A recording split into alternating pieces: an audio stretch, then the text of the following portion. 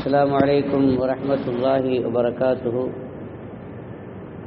عن أم سلمى رضي الله عنها أنها قالت: دخل رسول الله صلى الله عليه وسلم على أبي سلمى فقد شق بصره فأغمض عينيه ثم قال: إن الروح إذا قبض تبعه البصر. رواه مسلم. صدق رسول الله صلى الله عليه وسلم. ஹஜ்ரத் உம்மு சல்மா ரலியல்லாஹு அன்ஹா அவர்கள் அறிவிக்கின்றார்கள், அல்லாஹ்வுடைய தூதர் ரசூலுல்லாஹி ஸல்லல்லாஹு அலைஹி வஸல்லம் அவர்கள் அபூ சல்மா வஃபாத்தான பொழுது அங்கே வந்தார்கள். அபூ சல்மாவுடைய 2 கண்களும் திறந்திருந்தது. அப்பொழுது அவர்கள் 2 கண்களையும் மூடினார்கள். மூடிவிட்டு சொன்னார்கள், ரூஹு கைப்பற்றப்படுகிற பொழுது பார்வை அதை நோக்கி அதை பின்தொடர்ந்து செல்கிறது என்று விளக்கம் சொன்னார்கள். இந்த ஹதீஸு முஸ்லிம் ஷரீஃபிலே பதிவாக இருக்கிறது. ஹஜ்ரத் உம்மு சல்மா ரலியல்லாஹு அன்ஹா அவர்கள் ரசூலுல்லாஹி ஸல்லல்லாஹு அலைஹி வஸல்லம் அவர்களுக்கு மனைவியாக ஆகுவதற்கு முன்பாக ஹஜ்ரத் அபூ சல்மா ரலியல்லாஹு அன்ஹு அவர்களுக்கு மனைவியாக இருந்தார்கள். அபூ சல்மா ரலியல்லாஹு அன்ஹு அவர்கள் வஃபாத்தாகும் பொழுது பெருமானார் ஸல்லல்லாஹு அலைஹி வஸல்லம் அவர்கள் வீட்டுக்கு வருகிறார்கள். வருகிற பொழுது அபூ சல்மா அவர்களுடைய பார்வை திறந்திருக்கிறது. ஒரு மனிதன் இறந்து போன பிறகு செய்ய வேண்டிய காரியங்களில் பிரதானமான காரியம் அவரது பார்வை திறந்திருக்கிற நிலையில் இருந்தால் அதை நாம் மூடிவிட வேண்டும். பெருமானார் ஸல்லல்லாஹு அலைஹி வஸல்லம் அவர்கள் அவரது கண்களை, திறந்திருந்த கண்களை மூடிவிட்டார்கள். மூடிவிட்ட பிறகு அதற்கு விளக்கம் சொன்னார்கள். ஏன் கண்கள் திறந்திருக்கிறது? ஒரு மனிதன் இறந்து போகிற பொழுது அவனுடைய கண்கள் ஏன் திறந்திருக்கிறது என்று சொன்னால், ரூஹ் கைப்பற்றப்படும் பொழுது அந்த ரூஹை அவன் பார்க்கிறான். அந்த ரூஹை பின்தொடர்ந்து அவனது பார்வை செல்கிறது. இந்த ஹதீஸில் நிறைய விஷயங்கள் ரூஹ் சம்பந்தமாக, மரணம் சம்பந்தமாக சொல்லப்படுகிறது. ஒரு மனிதனுக்கு அல்லாஹ் ரூஹை ஊதுகிற பொழுது தலையிலிருந்து ஊதுகிறான். ஆனால் அந்த ரூஹை கைப்பற்றுகிற பொழுது காலிலிருந்து அதை பிடுங்க ஆரம்பிக்கிறான் என்று விளக்கம் சொல்கிறார். பாபா ஆதம் அலைஹிஸ்ஸலாம் அவர்கள் களிமண்ணினால் உருவாக்கம் செய்யப்பட்டு கிடத்தப்பட்டு பல வருஷங்களுக்கு பிறகு ரூஹை அல்லாஹ் ஊதினான். எங்கிருந்து ஊதினான் என்றால் ஹதீஸில் வருகிறது, தலையிலிருந்து ஊதுகிறான். தலையிலிருந்து ஊதுகிற பொழுது கொஞ்சம் கொஞ்சமாக அவருக்கு உயிரோட்டம் வருகிறது. தலையிலிருந்து ஆரம்பிக்கிற அந்த ரூஹ் ஊதல் கண்களுக்கு வருகிற பொழுது கண்கள் பார்க்க ஆரம்பிக்கிறது. தலை ஓரளவுக்கு சிந்திக்க தொடங்குகிறது. கண்களை கொண்டு சொர்க்கத்தை பார்க்கிறார். சொர்க்கத்தினுடைய அழகுகளையும் பார்க்கிறார். சொர்க்கத்தினுடைய சௌந்தரியமான காட்சிகளை பார்க்கிறார். அங்கே இருக்கிற பழங்களை எல்லாம் அவர் காண்கிறார். பார்த்த உடனே அவருக்கு ஆசை வருகிறது. எனவே எழுந்திருப்பதற்கும் அதை எடுத்து பறிப்பதற்கும் அவர் முற்படுகிறார். ஆனால் முடியாது. காரணம், அது வரைக்கும் தான் ரூஹ் வந்திருக்குது. இடுப்பு வரைக்கும் அந்த ரூஹ் வருகிற பொழுது அவர் எழுந்திருக்க முயற்சிக்கிற பொழுது அல்லாஹ் அவசரப்பட வேண்டாம் என்று தடுக்கிறார். மனிதனுடைய அவசரம் என்பது அது இயல்பிலேயே ஆதியிலேயே வந்த ஒரு விஷயமாக இருக்கிறது. குர்ஆன் ஷரீஃபிலே அல்லாஹ் அதை சுட்டி காட்டுகிறான். ஓ கானல் இன்சானு அஜூலா, மனிதன் ரொம்ப அவசரக்காரனாக இருக்கிறான் என்று அல்லாஹ் சொல்லுகிறான். இன்னொரு இடத்துல குலிக்கல் இன்சானு மின் அஜல், மனிதன் அவசரத்தினால் படைக்கப்பட்டிருக்கிறான் என்று சொல்கிறான். அவசரம் என்ற மண்ணை குழைத்து அல்லாஹ் அவனை படைத்ததை போல இருக்கிறது. அந்த அளவிற்கு அவனுக்கு அவசரம் என்று அல்லாஹ் ஜல்ல ஷானஹு தஆலா மனிதனுடைய அவசரத்தை சுட்டி காட்டுகிறான். ஆதம் அலைஹிஸ்ஸலாம் அவர்களுக்கு முதலாக தும்மல் அடித்தது. நாசியை கடந்து அது செல்கிற பொழுது தும்மல் அடிக்கிறது. முதலாக அவருக்கு ஏற்பட்ட முதல் நிகழ்வு அதுதான். தும்மல் அடிக்கிற பொழுது அங்கே இருந்த மலக்குமார்கள் சொன்னார்கள், அல்ஹம்துலில்லாஹ் சொல்லுங்கள் என்று. அல்லாஹ்வும் அதை சொல்லும்படி உதயமாக்கினான். அவர் முதல்ல சொன்ன வார்த்தை அல்ஹம்துலில்லாஹ். உலகத்தில் பிறந்ததும் அவங்க சொன்ன முதல் வார்த்தை அல்ஹம்துலில்லாஹ். தும்மினால் அல்ஹம்துலில்லாஹ் சொல்ல வேண்டும். இது சுன்னத்தாக இருக்கிறது. ரசூலுல்லாஹி ஸல்லல்லாஹு அலைஹி வஸல்லமுக்கு அதை கற்றுக் கொடுத்திருக்கிறார். அப்படி யாராவது தும்மி அல்ஹம்துலில்லாஹ் சொல்ல நாம் கேட்டால் இரஹமுக்கல்லாஹ் சொல்ல வேண்டும். ஏனென்றால் முதலாக அவர் அல்ஹம்துலில்லாஹ் சொன்னார். அல்ஹம்துலில்லாஹ் சொல்லும் பொழுது அல்லாஹ் இரஹமுக்கல்லான்னு சொன்னான். அல்லாஹ் அவனுக்கு ரஹமத் செய்வானாக என்று அவனே சொன்னான். ஆக இரஹமுக்கல்லா சொல்றது அல்லாஹ்வுடைய ஒரு சுன்னத்தாக இருக்கிறது. அல்ஹம்துலில்லாஹ் சொல்வது ஆதம் நபி அலைஹிஸ்ஸலாமுடைய சுன்னத்தாக இருக்கிறது. யாராவது அல்ஹம்துலில்லாஹ் என்று சொல்ல நாம் கேட்டால் நாம் செய்ய வேண்டியது இரஹமுக்கல்லா என்று நாம் சொல்ல வேண்டும். யாரும் அல்ஹம்துலில்லாஹ் சொல்ல கேட்கலன்னா அவர் சொல்ல நம்ம இரஹமுக்கல்லா சொல்ல தேவையில்லை. இப்போ அல்லாஹ்வுக்கு எல்லா புகழும் என்று சொல்கிற பொழுது அவர் துஆவுக்கு உரியவராக மாறிவிடுகிறார், அல்லாஹ்வுடைய ரஹமத்திற்கு உரியவராக மாறிவிடுகிறார். அல்லாஹுவை புகழுகிற பொழுதுதான், அல்ஹம்துலில்லாஹ் சொல்கிற பொழுதுதான் அல்லாஹ்வுடைய ரஹமத் நமக்கு கிடைக்கப்பெறும், நல்லோர்களுடைய வாழ்த்துக்களும் கிடைக்கப்பெறும் என்பதை நாம் இந்த ஹதீஸிலிருந்து விளங்கிக் கொள்கிறோம். இவ்வாறு ஆதம் அலைஹிஸ்ஸலாம் அவர்களுடைய ரூஹ் கொஞ்சம் கொஞ்சமாக அப்படி இறங்கி கீழ் நோக்கி வருகிறது. அதே ரூஹு கைப்பற்றப்படுகிற பொழுது காலிலிருந்து அல்லாஹ் கைப்பற்ற தொடங்குகிறான்.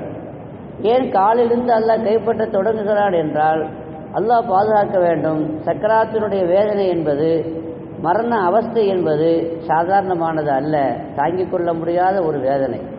ஒரு தாய் பிரசவ சமயத்தில் அவளுக்கு ஏற்படுகிற அந்த வேதனை மரண வேதனை என்று சொல்லுவார்கள், செத்து பிழைக்கிறாள் என்று சொல்லுவார்கள். ஏனென்றால் அவளோடு ஒட்டி கொண்டிருந்த ஒரு ஜீவன் இப்பொழுது அவளை விட்டு பிரிகிறது. இன்னொரு ஜீவன் அவளது உடலை விட்டு பிரிகிற பொழுது அவளுக்கு எவ்வளவு பெரிய வேதனை ஏற்படுகிறது என்றால் அதை தாங்கிக் கொள்ள முடியாத வேதனை. இன்னொரு ஜீவனே அவளை விட்டு பிரிகிற பொழுது இவ்வளோ வேதனை வருதுன்னா, அவ ஜீவனே, மனிதனுடைய சொந்த ஜீவனே அவனை விட்டு வெளியேறுகிற பொழுது எவ்வளோ வேதனை இருக்கும். அந்த வேதனையை வார்த்தையால் வர்ணிக்க முடியாது.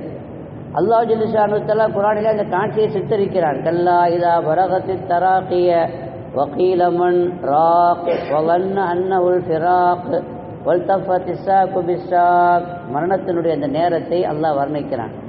ரூஹ் கைப்பற்றப்பட்டு தொண்டக்குழியை அடைகிற பொழுது இங்கே இருக்கக்கூடியவர்களெல்லாம் வைத்தியரை கூப்பிடு என்று வைத்தியரை விசாரிக்கிறார்கள். மன் ராக், இவருக்கு ஓதி பார்க்கிறவர் யார் இருக்கிறாங்களா, மந்திரிக்கிறவங்க யாராவது இருக்கிறாங்களா என்று இவரை காப்பாற்றுவதற்குண்டான முயற்சியில் சுற்றி இருப்பவர்கள் ஈடுபடுகிறார்கள். ஆனால் வலன்ன அன்னஹுல் ஃபிராக், அவருக்கு தெரிந்து விடுகிறது இது நம்முடைய பிரிவு நேரம், நாம் இந்த உலகத்தை விட்டு பிரிய போகிறோம் என்பது அவருக்கு தெரிந்து விடுகிறது. காரணம், சில காட்சிகளை அவர் காண ஆரம்பித்து விடுகிறார், சில அனுபவங்களையும் அவர் பெற ஆரம்பித்து விடுகிறார். வலன்ன அன்னஹுல் ஃபிராக் வல்தஃபத்திஸ் ஸாக்கு பிஸ்ஸாக், அவருடைய கெண்டைக்கால் ஒன்றோடு ஒன்று பின்னிக் கொள்கிறது. அல்லாஹ் சித்தரிக்கிறான் மரணத்தினுடைய அவஸ்தையை, அவருக்கு ஏற்படுகிற நிலைகளை, அவருக்கு ஏற்படுகிற அந்த நெருக்கடியை எல்லாத்தில் சொல்கிற பொழுது வல்தஃபத்திஸ் ஸாக்கு பிஸ்ஸாக், கெண்டைக்கால் இன்னொரு கெண்டைக்காலோடு பின்னி பிணைகிறது. இலா ரப்பிக்க யௌமஇதினில் மசாக், இறுதியாக ரூஹ் பிடுங்கப்பட்டு ரப்பிடத்திலே அவர் ஓட்டிக்கொண்டு செல்லப்படுகிறார் என்று அல்லாஹ் அந்த வசனத்திலே அல்லாஹ் சொல்கிறார். இப்பொழுது ரூஹ் கைப்பற்ற காலில் இருந்து ஏன் அல்லாஹ் கைப்பற்றுறான் அப்படின்னா, கடுமையான வேதனை இருக்கும். இந்த கடுமையான வேதனை இருக்கும் பொழுது அல்லாஹ் முதல்ல பிரசவிக்கிற தாய் கடுமையாக சத்தம் போடுறான், அவள் வேதனையை வெளிப்படுத்துகிறாள். ஆனால் சக்கராத்திரி வேதனை இருக்கிற யாரும் வேதனையை சத்தம் கிடையாது. சத்தத்தை எல்லாம் அடைச்சிட்றான், சத்தம் போட முடியாமல் ஆக்கிடுறான். சத்தம் போட ஆரம்பிச்சான்னு சொன்னால் தாங்க முடியாது. இது இன்னொரு அவஸ்தை. ஒரு மனிதனுக்கு வேதனை வருகிற பொழுது கையை காலை உதறுனா கொஞ்சம் ரிலாக்ஸ் ஏற்படுது, சத்தம் போட்டால் கொஞ்சம் ரிலாக்ஸ் ஏற்படுது. இவருக்கு சத்தமும் போட முடியாமல் போயிடுது. ஏன் காலில் நல்லா ரூவை பிடுங்க தொடங்குறான்னு சொன்னால், மரணத்தினுடைய அவஸ்தையை சொல்கிறாங்க. ஒரே நேரத்தில் 3000 வாட்களை கொண்டு ஒரு மனிதனை வெட்டினால் என்ன வேதனை இருக்கும். நவுது பில்லா, அல்லாஹ் பாதுகாப்பானார். ஒரு எறும்பு கடியை தாங்க முடியல, ஊசி குத்தும் பொழுது இருக்கிற கட்டியை கூட வாயில திணிச்சுக்கிறான், தாங்க முடியல அந்த ஊசியினுடைய வேதனையை. ஒரே நேரத்தில் 3000 வாட்களை கொண்டு வெட்டினால் ஏற்படுகிற வேதனை மரணத்தினுடைய நேரத்தில் ஏற்படுகிறது என்று ஆய்வாளர்கள் சொல்கிறார்கள்.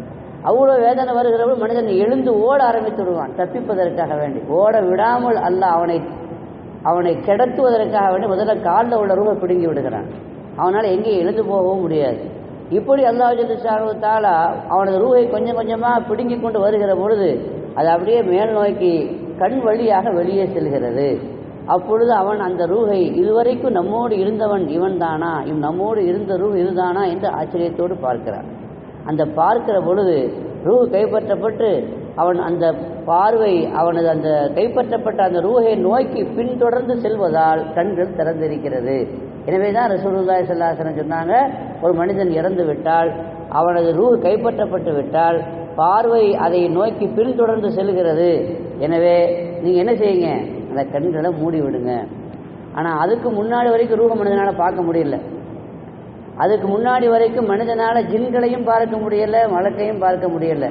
ஆனால் ரூஹ கைப்பற்றப்படுகிற அந்த நேரத்தில் மனிதன் மலக்கை பார்க்கிறான், கைப்பற்ற வந்திருக்கிற அந்த மலக்கையும் பார்க்கிறான். இன்னும் சொல்ல போனால் தன்னுடைய ரூஹ தன்னை விட்டு வெளியேறுகிற பொழுது அதையும் கூட பார்க்கிறான். ஆரம்பத்தில் பார்க்க முடியாமல் இருந்தது மனிதன் கடைசி நேரத்தில் பார்க்கிறான். மனிதனுக்கு அல்லாஹ் பார்க்கும் சக்தியை கொடுத்துருக்கிறான். பார்க்கிற சக்தி அல்லாஹ் எந்தளவு கொடுத்துருக்கிறான் அப்படின்னு சொன்னால், ஒரு மனிதன் கடற்கரையில் நின்று கொண்டு அடிவானத்தை பார்க்கிற பொழுது 2.5 மைல் தூரம் வரைக்கும் அது பார்வை செல்கிறது. அதே மனிதன் உயரத்திலிருந்து கீழே பார்க்கிற பொழுது 20 அடி உயரத்தில் இருந்து அவன் கீழே பார்த்தால் 6 மைல் வரைக்கும் அவனது பார்வை செல்கிறது. 300 அடி உயரத்திலிருந்து ஒரு மனிதன் கீழ் நோக்கி பார்த்தால் அவனது பார்வை 23 மைல் வரைக்கும் செல்கிறது. 3500 அடி உயரத்திலிருந்து ஒரு மனிதன் பார்க்கிற பொழுது 80 அடி வரைக்கும் அவனது பார்வை செல்கிறது. 16,000 ஒரு விமானம் பறக்கிற தூரம் 16,000 மைல் தூரத்திலிருந்து மேலிருந்து பார்த்தால் 165 மைல் தூரம் வரைக்கும் அவனால் பார்க்க முடிகிறது. இதுவே கீழிருந்து மேலே பார்த்தா அந்த பார்வைக்கு அளவே இல்லை. சுமார் 2,40,000 மைல் தொலைவில் உள்ள சந்தனையும் மனிதனால் பார்க்க முடிகிறது. கோடான கோடி மைல் தொலைவில் இருக்கிற நட்சத்திரங்களையும் பார்க்க முடிகிறது. இவ்வளவு பெரிய பார்வையை பெற்றிருக்கிற மனிதனால் அருகில் இருக்கிற ரூஹை பார்க்க முடியவில்லை. மலக்குகள் வந்து வருகிறார்கள், போகிறார்கள், அவர்களை பார்க்க முடியவில்லை. ஆனாலும் அல்லாஹ் ஜல்ல ஷானு தஆலா அந்த பார்க்க முடியாத ஒரு தடையை அவனது கண்களுக்கு ஏற்படுத்தியிருக்கிறான். லக்கது குந்த ஃபீ கஃபலத்தின் மின் ஹாதா ஃபகஷஃப்னா அன்க கிதாஅக ஃபபஸருக்கல் யௌம ஹதீத் என்று அல்லாஹ் குர்ஆனில் சொல்கிறான். பார்வையிலே ஒரு மூடி இருந்தது, ஒரு திரை இருந்தது. இப்பொழுது அந்த திரையை நாம் அகற்றிவிட்டோம். இப்பொழுது உனது பார்வை ரொம்ப கூர்மையாக ஆகிவிட்டது என்று மரண நேரத்தில் இருந்த அந்த திரையை அகற்றி விடுகிறான். இன்றும் ஆய்வாளர்கள், விஞ்ஞானிகள் ஆய்வு செய்து சொல்கிறார்கள், மனிதனால் ஏன் ஆவியை பார்க்க முடியவில்லை என்றால், மலக்கை ஏன் பார்க்க முடியவில்லை என்றால், ஜின்களை ஏன் பார்க்க முடியவில்லை என்றால், கண்களிலே ஒரு மெல்லிய திரை இருக்கிறது. மரணத்திற்கு சற்று முன்பாக அந்த திரை நீங்கி விடுகிறது. எனவே அப்பொழுது அவன் எல்லாவற்றையும் பார்க்கிறான். நபிகள் நாயகம் ஸல்லல்லாஹு அலைஹி வஸல்லம் சொன்னார்கள், ஒரு மனிதனுடைய ரூஹ் கைப்பற்றப்படுகிற பொழுது அவனது பார்வை அந்த ரூஹை நோக்கி பின்தொடர்ந்து செல்வதால் அது திறந்திருக்கிறது. எனவே நாம் அதை மூட வேண்டும் என்று சொன்னார்கள். மூடிவிட்டு அந்த நேரத்தில் நாம் அந்த மையத்திற்காக வேண்டி துஆ செய்ய வேண்டும். ரசூலுல்லாஹி ஸல்லல்லாஹு அலைஹி வஸல்லம் அபூ சல்மாவுக்காக வேண்டி துஆ செய்தார்கள். யா அல்லாஹ்வுடைய பாவத்தை மன்னிப்பாயாக, இந்த கபரை விசாலமாக்கி வைப்பாயாக, அவருடைய அந்தஸ்தை நீ உயர்த்துவாயாக, அவர் விட்டு சென்றிருக்கிற மனைவி மக்களுக்கு நீ நல்ல பகரத்தை கொடுப்பாயாக என்றெல்லாம் ரசூலுல்லாஹி ஸல்லல்லாஹு அலைஹி வஸல்லம் துஆ செய்தார்கள் என்ற ஹதீஸில் நாம் பார்க்கிறோம். இந்த செய்திகளை எல்லாம் நாம் மறந்துவிடக்கூடிய செய்திகளாக எடுத்துக்கொள்ளாமல் வாழ்க்கையோடு தொடர்புள்ள, வாழ்க்கையினுடைய கடைசி கட்டத்தோடு தொடர்புடைய செய்திகளை நாம் பார்க்க வேண்டும், படிக்க வேண்டும், படிப்பினைகள் பெற வேண்டும். ரப்புல் ஆலமீன் நல்ல தௌஃபீக்கை நம் அனைவருக்கும் தந்தல் புரிவானாக. பிஹக்கி சய்யிதினா முஹம்மதின் வ ஆலி சய்யிதினா முஹம்மதின் ஸல்லல்லாஹு அலைஹி வஸல்லம் வ ஆகிரு தஅவானா அல்ஹம்துலில்லாஹி ரப்பில் ஆலமீன். அஸ்ஸலாமு அலைக்கும் வ ரஹ்மத்துல்லாஹி வ பரகாத்துஹு.